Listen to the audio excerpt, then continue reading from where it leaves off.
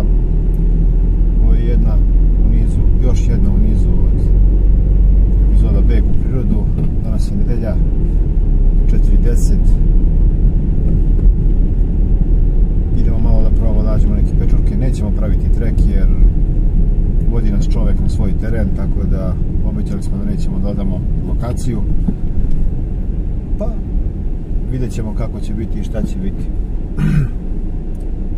Sad idem da se nađem sa njima na zbornom mestu i posle toga pravac planina. Ako bude uspio nešto da snimim usput, super. Kiša je stala najzad, pitanje je da li će biti ili neće biti sada u toku dana, ali kao što vidite put je suv. Pa gledamo se u toku dana. Nadam se da ćemo naći nešto.